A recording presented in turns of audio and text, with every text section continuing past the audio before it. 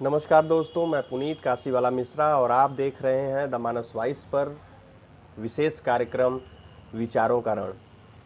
आज हम एक संवेदनशील और बहुत ही चर्चा में चल रही घटना पर बात करने जा रहे हैं। मोकामा में दुलार चंद यादव की हत्या, उसके राजनीतिक सामाजिक आयाम, चुनावी पृष्ठभूमि तथा निष्कर्ष। इस वीडियो में हम शुरुआत से लेकर के वर्तमान तक का विवरण देंगे।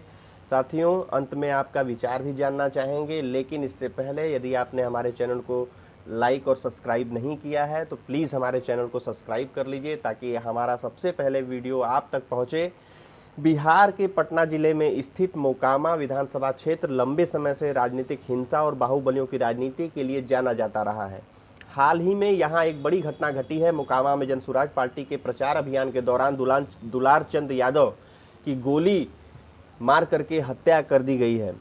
इस वीडियो का उद्देश्य है कि इस हत्या की असली वजह, पृष्ठभूमि, कौन कौन आरोपी है, राजनीतिक एवं जातीय असर इसका क्या होगा और इसका मोकामा निर्वाचन क्षेत्र पर क्या प्रभाव पड़ सकता है, इस पर हम विस्तार से चर्चा करेंगे।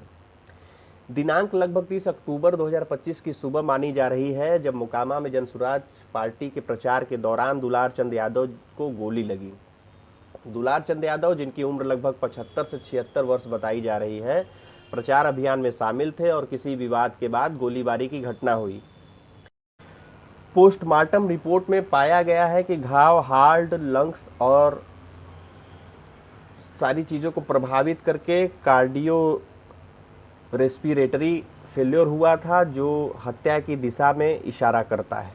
घटना के बाद स्थानीय पुलिस ने बड़ी संख्या में आरोपितों पर छापेमारी की। नामजद अभियुक्तों में अनंत सिंह, मणिकांत ठाकुर, रणजीत राम आदि शामिल हैं। दुलार चंद यादव एक प्रभावशाली स्थानीय नेता एवं हाल तक बाहुबलियों की राजनीति से जुड़े व्यक्ति कहे जा सकते हैं। उन्होंने 1990 में मोकामा विधानसभा सीट पर चुनाव भी लड़ा था, लेकिन जीत नहीं सके थे। हाल ही में उन्होंने जनसुराज पार्टी के उम्मीदवार पीयूष प्रियदर्शी के प्रचार में सक्रिय भूमिका निभाई थी।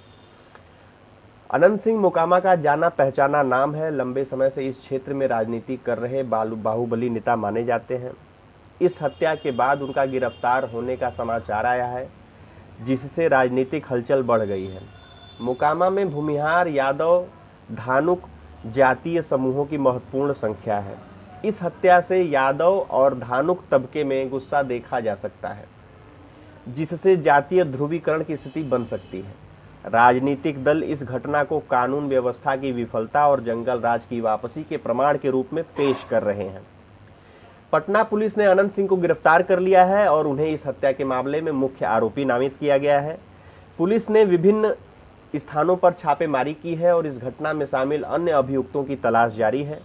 राजनीतिक दलों ने बयान जारी किए हैं। महागठबंधन ने इसे एनडीए की विफलता बताया है, जबकि एनडीए ने इसे बाहुबलियों की राजनीति के पुनरुत्थान का संकेत कहा है।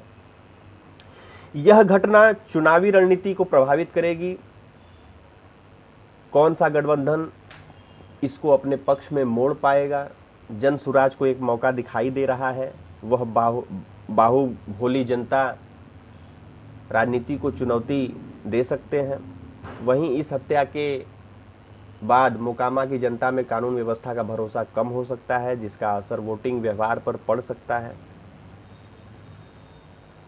दोस्तों, मोकामा में हुई इस हत्या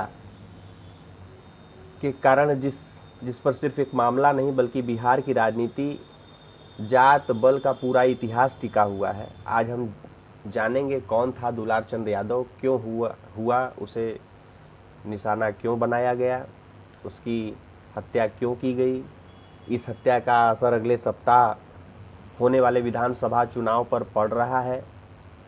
यह सिर्फ एक हत्या नहीं है बल्कि मोकामा की राजनीति, शक्ति समीकरणों और जनता के भरोसे का आईना है।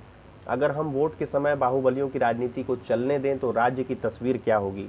मैं आपसे पूछता हूं, क्या हमें विकास, कानून व्यवस्था और निष्पक्ष राजनीति का विकल्प चुनना चाहिए? कृपया कमेंट में बताइए कि आप इस मामले पर क्या सोचते हैं।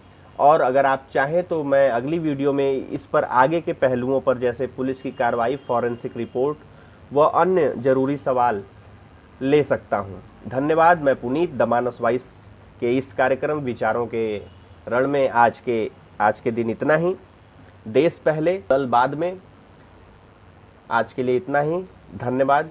जय हिंद।